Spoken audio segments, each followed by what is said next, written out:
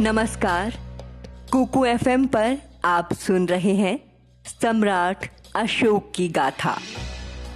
पिछले अंक में आपने सुना कि किस प्रकार पिता बिंदुसार के अस्वस्थ होने की बात जानकर और उनके बुलाने पर अशोक पाटलिपुत्र की ओर निकल पड़े।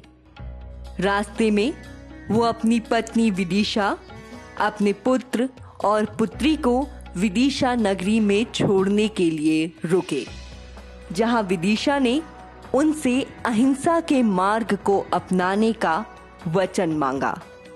आइए सुनते हैं आगे की कहानी। विदिशा के ऐसा वचन मांगने पर अशोक ने कहा, विदिशा, तुमने इस तरह का वचन लेकर मुझे दुविधा में डाल दिया है, पर क्योंकि मैं अपने वचन से बंधा हुआ हूं, इसलिए मैं प्रयास अवश्य करूंगा। पर एक बात मैं अभी कह देता हूं कि समय की मांग के अनुसार क्षत्रिय धर्म का पालन करते हुए ये वचन टूट सकता है। इसी मतभेद के बीच अशोक ने विदिशा से विदा ली और पाटलिपुत्र की ओर बढ़ने लगा।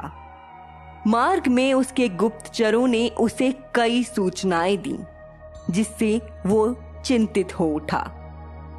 गुप्तचरों ने बताया कि उसके भाइयों के बीच सिंहासन को लेकर फूट, घृणा, लड़ाई और एक दूसरे के विरुद्ध षड्यंत्र सब कुछ चल रहा है और स्थिति कुछ ठीक नहीं है। अशोक सोच में पड़ गया कि आखिर मौर्य साम्राज्य का क्या होगा। वो जानता था कि बिंदुसार उसका अभिषेक करना चाहते हैं, इसीलिए वो मन ही मन निश्चय कर चुका था कि मौर्य वंश का सम्राट तो वो ही बनेगा। इन्हीं उलझनों में उलझा हुआ अशोक अपनी सेना के साथ पाटलिपुत्र की ओर बढ़े जा रहा था। पाटलिपुत्र जाते समय अशोक के मन में कई तरह की बातें आ रही थीं।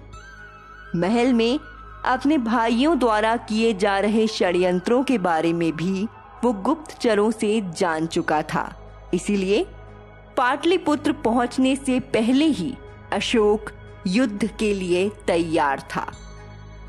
उसे इस बात का आभास हो चुका था कि युद्ध के लिए तैयार होना ही स्थिति के अनुसार सही है। उसने सेनापति को कहा कि सेना तैयार की जाए, पहुंचते ही युद्ध करना होगा। मौर्य साम्राज्य को मैं इस तरह बिखरते हुए नहीं देख सकता। राज सिंहासन मुझे किसी भी परिस्थिति में प्राप्त करना ही होगा।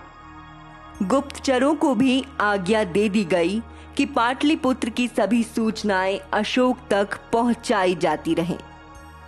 अशोक को पूरे मार्ग में पाटलिपुत्र में चल रहे षड्यंत्रों की जानकारी मिलती रही।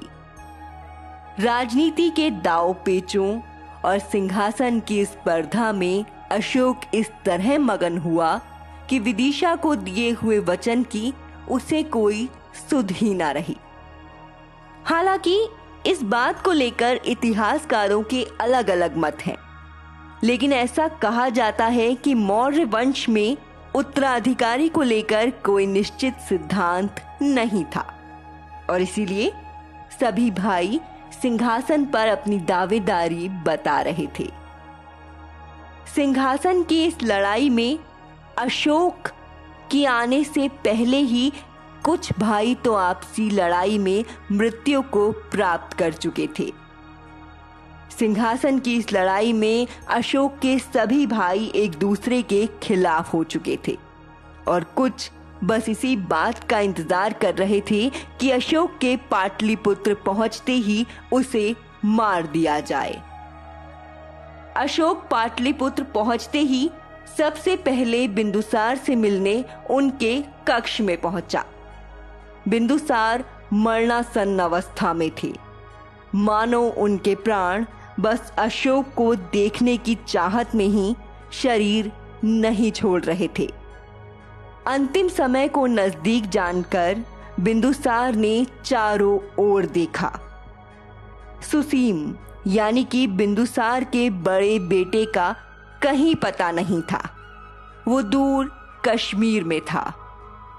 शायद किसी ने उसे बिंदुसार के विषय में जानकारी भी नहीं दी थी।